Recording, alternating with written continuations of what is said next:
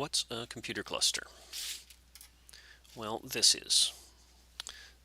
There's a rack or several racks about 2 meters high, and each of these little boxes you see here is a computer. There's no screens or keyboards or mice, but other than that, they're a lot like the computer I'm recording this on, and maybe like the one you're watching this on. And that's an important point about cluster. The individual computers in it are not necessarily special. The main thing is that there are a lot of them. To explain how this works, let me show you some diagrams. Here's that rack of computers again from the last picture. We give them unbelievably creative names like CL001, 002, and so on. We usually call these nodes, but sometimes we call them hosts or machines. They don't have keyboards or monitors, but they are all wired together. The wiring, or the interconnect as we call it, might be something fairly conventional like Ethernet, or it might be something more expensive and higher performing like InfiniBand. One node is special. We call it the head node or the login node, and it's the only one that's directly connected to the outside world, the internet.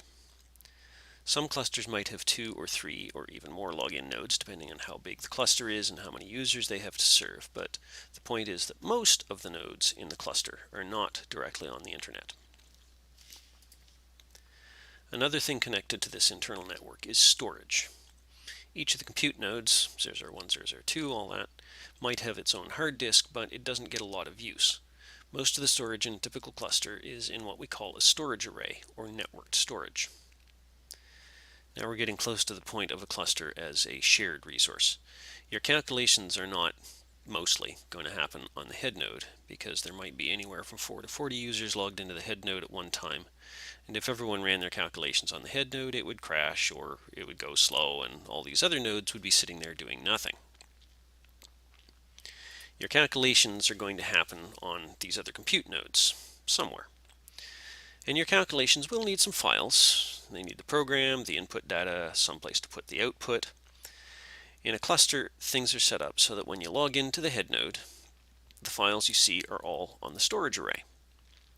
And when your calculation starts on one of these other nodes, it will see exactly the same files on the storage array. The head node and the compute nodes all refer to the storage array for their most important files.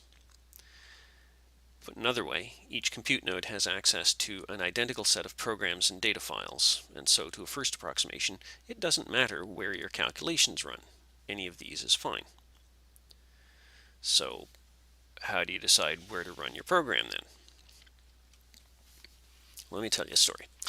Back in the early 2000s, when I first worked on a cluster, we had 3 people in the lab group that were using it. In order to make sure that we weren't all running our code on the same node at the same time, all I had to do was call across the office divider, "Hey Jeff, what nodes are you using today?" And Jeff would say 1, 2, and 3, and I'd be like, "Great, I'll use 4, 5, 6, and 7. Well, this isn't a bad system for 2 or maybe 3 people, but I think you can appreciate that as soon as you have 4 or 5, or as soon as they're not all in the same office, it begins to break down. So instead of shouting across office dividers, what we have is a specialized piece of software called a dynamic resource manager. Except dynamic resource manager has too many syllables for most people, so mostly call it a scheduler.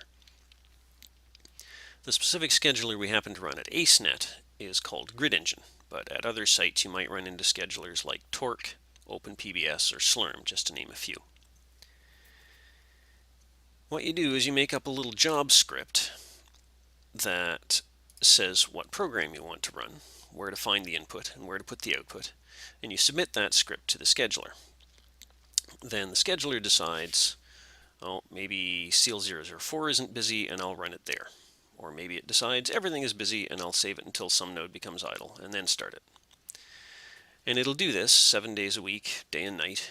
You can submit a job right now. You could submit 100 jobs right now. And some of them might start away, and some of them might not start until the wee hours of the morning or later, but the scheduler will look after that even if you're sound asleep or doing something else. And the results of your calculations will appear on the output files on the storage array, in the places you mentioned in your job script. And when all your jobs have run, you can log into the head node and download the results back to your personal computer. And you're done.